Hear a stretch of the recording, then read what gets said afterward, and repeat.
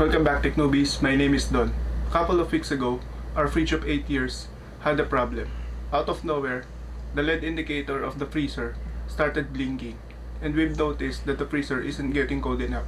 So much so that ice started to melt inside the freezer. After a visit from our service center, they advised us that they need to conduct leak testing. However, if there's leak found, it is irreparable.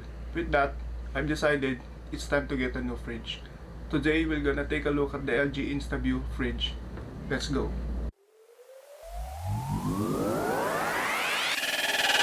Tech Newbies.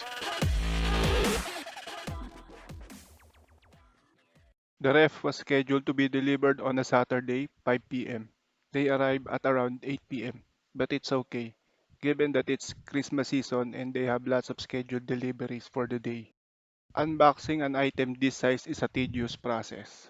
The box is secured by PVC nylon strips, which you have to cut with scissors. Once removed, you'll need to cut the tapes on the top, and then tear the box down on the sides. The unboxing took a good 15 or so minutes to complete. Good thing that these men did it for us. Shout out to these men from Anson's at the link in Makati.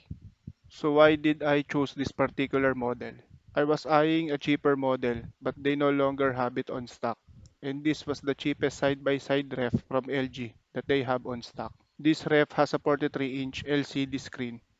No, not really. But it came with a free LG 43-inch basic Full HD TV.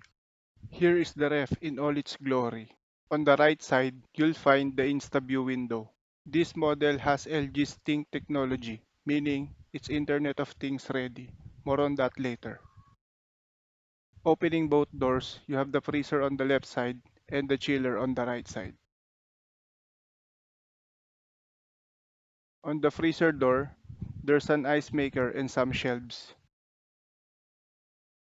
The freezer side has 4 shelves and 2 drawers for storing meat and fish. On the chiller side, up top you have a shelf and just below it is a bottle holder. Another shelf with utility box and 2 more shelves, then the 2 drawers for fruits and vegetables. On the chiller door, you have 5 shelves. The 4 on top are accessible via the smaller door. Honestly, I find these openings a bit small. I liked how LG used a simple lever mechanism for opening both the main doors. This is a welcome addition. Nice touch, LG.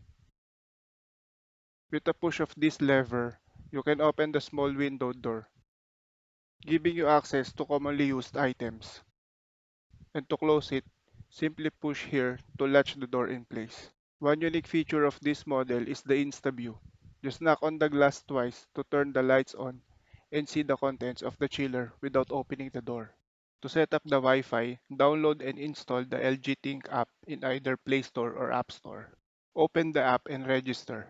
Click on the plus sign to add an item and select refrigerator. Click on No. On your ref, click and hold the Wi-Fi button until the Wi-Fi LED blinks. On the app, click on Next. The app will now try and search for your ref. Once the app finds your ref, click Connect. You can now search your home network and input your network password and click Connect. The app will now configure your ref to your home network. Give it a few minutes as this may take up some time. Be sure that you are near the ref when configuring the network. After this, you can now name your ref to whatever name you want and you are done. Now that everything's configured, you can now control your ref. But these controls are just basic controls like changing the temperature of both the fridge and the freezer. I tried configuring this with both Alexa and Google Home. Unfortunately, that service is not supported in my location. Third world problems indeed. If you find this review helpful, don't forget to click on the like button and subscribe to this channel. Your support is very much appreciated. Going back to Alexa and Google Home configuration, I find it a bit disappointing.